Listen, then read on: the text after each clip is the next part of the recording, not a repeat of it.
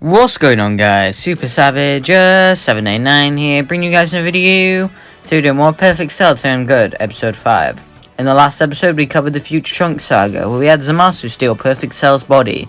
Due to how circumstances played out, Future Trunks ended up remaining in the past. Goku was also revived and was placed into the Tournament and Power roster, as were Goten, Trunks, and Future Trunks. We return to this timeline now. Due to there being no one for the exhibition match, no one would hear about how strong Jiren is, so no one would approach him. I doubt anyone would mingle with the other universes, as they all be focused on the game plan. Gohan tells them to stick together and work together in a team so they can overpower stronger opponents. He also tells Goten and Trunks not to fuse, since it will mean they're down a fighter, and will be down too if they rang out. They agree to this. The tournament begins, and 17 Cell, Vegeta, and Goku all ignore the game plan immediately. Everyone else though listens as they all huddle together to fight off opponents. Goku would not begin to fight with the Pride Troopers right off the bat due to not knowing about Jiren, so there's no need to go and try and attack him. He'd be using instant transmission to go around the tournament trying to find people that are around his level, taking out some of the fodder immediately. Vegeta ends up attacking the group of 6, which leads me to believe that Frost would still attack regardless. He ends up knocking Krillin out of the arena, and with Gohan and Piccolo busy against Universe 9, it leaves Future Trunks, Goten, and Trunks against Frost. Future Trunks tells the kids to go help Gohan and Piccolo, which they agree with, and rush away as the Future Warrior powers up to Super Saiyan 2. He grabs the hilt of his sword and pulls it out, using Ki to make a blade, as he grins looking at Frost. He remarks he's met someone just like him in his universe before. Naturally, he killed him. It makes Frost smirk that he won't meet that same fate. Trunks and Frost would begin battling in a fight that Trunks only has a slight advantage over. He'd be lacking on his training way too much at this point. Regardless, Trunks is able to trick Frost by getting him close to the edge of the arena and slice the ground underneath him, making Frost fall out of the arena. Goten, Trunks, Piccolo, and Gohan all begin doing their best to fight off Universe 9. With all their weird gimmicks, the likes of Gohan and Piccolo will be struggling with trying to come up with ideas to beat them. The two kids, however, will be able to overpower them and knock the fodder out, leaving the trio to danger to Gohan and Piccolo. Taking over Frieza's role in this moment, Cell ends up coming in with instant transmission and gets pot shots in that take them all out and, subsequently, gets Universe 9 erased. Hit would end up fighting Jiren alone, where he uses the time lag to slow Jiren down, getting rang out in the process when Jiren powers up. Up against Ribrianne, Goten and Trunks will be fighting her and the Universe 2 posse. They go on about how Ribrianne is so beautiful, making Trunks snort in laughter.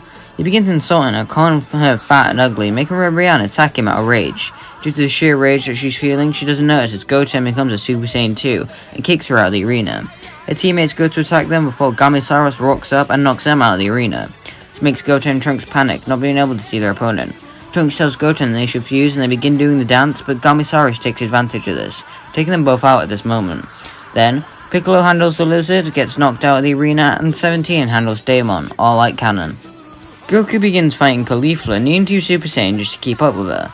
When Caulifla decides to even the playing field, she too turns Super Saiyan and just dominates Goku, forcing him to go Super Saiyan 2. Interesting Caulifla, she asks Goku to teach her that, which he agrees to. With a high potential, she easily taps into the power, telling Goku that this power is amazing. She'll spare him for now to test out a new power, and if he comes back and Goku can teach her something else, she'll spare him again. She leaves to join with Cabba and Kale, where she helps them with their opponents. They all continue moving while they are jumped by the Pride Troopers. They begin to beat down on 3, even with Caulifla's new power. They begin beating down on Caulifla, causing some intense damage onto her that makes Kale snap. She enters her berserk form and brings out every Pride Trooper she was fighting, so that leaves Dispo, Topo, and Jiren. Then, Kale rushes out in the arena, knocking out 4 universes like normal. Kale and Caulifla then fuse into Kefla, and Gohan step up to fight the fusion.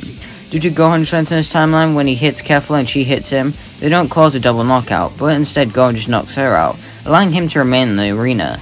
Perfect Cell would challenge Jiren, not knowing the full extent of his opponent's power. He attacks him with Jiren easily overpowering him, trying to knock him out of the arena. Vegeta enters blue and knocks Topo away before rushing at Jiren, doing just as well as he did in canon. Future Trunks powers up to Super Saiyan 2 and begins to fight off Dispo, using his Ki sword to keep the Pride Trooper's speed in check. He's doing quite well at keeping Dispo in check, making the hair panic. Dispo dodges under a slash from Trunks and begins to rush away, but 17 creates a barrier around the duo to allow Trunks to finish his fight. It makes him feel weird to get help from 17, but he thanks him nonetheless. He stabs his Keyblade into the ground and begins slicing up the edges, making the platform begin to crumble. Eventually, he makes a massive hole in the arena, with the barrier blocking the rest of the arena. Trunks leaps at Dispo and kicks him down into the void, wringing him out immediately. He uses the momentum of the kick to get to the barrier, with 17 making it dispel, allowing Trunks to get back on the arena, thanking the android. With Toppo on the debris Vegeta knocked him on, he'd get up to try and make it back. Goku rushes over, holding his hand out, charging up a blast. He apologizes that he couldn't fight him, but he has a tournament to win. He lets out a blast that destroys all the debris that flings Toppo into the void.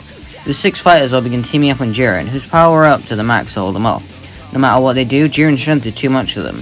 Their teamwork together though would mean that Jiren is on the ropes. Jiren attacks Vegeta, but Future Trunks leaps in the way of the attack, taking the blow for his father that rings him out the arena. Gohan asks his father if he learned anything in another world that will come in handy.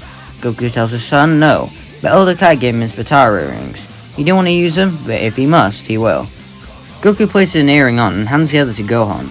As he goes to put it on though, Jiren rockets in and punches Gohan hard, flinging him out of the arena. Gohan shouts to Vegeta to catch, as he throws the earring at the prince, who catches it mid-air.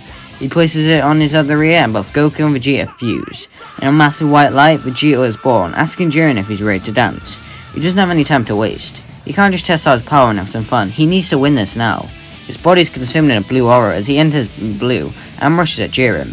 With Vegeta's heightened strength and with Goku's weaker strength, Vegeta just equal out as to if Goku and Vegeta fuse in the tournament during canon. Vegeta fighting hard with Jiren, going blow for blow, not having time to be cocky like he typically is, and just trying to ring Jiren out. Using the Spirit Sword, he begins trying to slice up the arena under Jiren's feet, as well as colliding in punches to just try. Try as he might though, Jiren is managing to hang in there and do work on the fusion.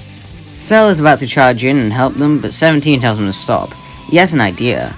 He tells Cell to absorb him again. The power buff he gets should be good enough.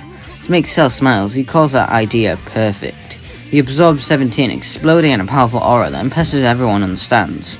The perfect warrior rushes in, and although he is weaker than Jiren and Vegeta, his power is high enough to where he can actually do something. He tells Vegeta to remember the Warp Kamehameha before beginning to fight with Jiren, becoming a punching bag. Vegeta is confused at what he means until realizing that Cell means to use his regeneration to their advantage. Cell uses his stretchy arms and the multiform technique to surround Jiren and hold on to him, telling Vegeta to do it. Alright! Gamma Kamehameha! He unleashes a massive blast that hits both Jiren and Cell, carrying them far out the arena, ringing them out. Then, Vegeta defuses, the Grand Priest declares Universe 7 is the winner. Vegeta is declared the MVP and gets a wish, and wishes for all the universes to come back, since that we can fight Jiren next time and prove he doesn't need anyone else to kick his ass. Universe 7 returns to the universe where Chi-Chi rushes at Goku in an extremely emotional moment. Then, she punches him for being dead so long, telling him that he needs to get a job and take him away. This is all quite comedic and really touching. Cell spits up 17, thanking him for his help, and the duo fist bump. Their relationship is now perfect. We know Frieza there'll be no Broly movie, and since Moro isn't finished, I can't go into it, so I'm going to leave this what if here. And, yeah, that's what I'm going to leave it here. Make sure you like and subscribe, and comment down below what's going to happen next week. Replacing this, I don't know what's going to replace this time slot yet. I have a couple ideas. I'm going to just mess around with some scripts. I'll see what I can come up with, but regardless, it'll be something pretty cool. And, yeah, bye!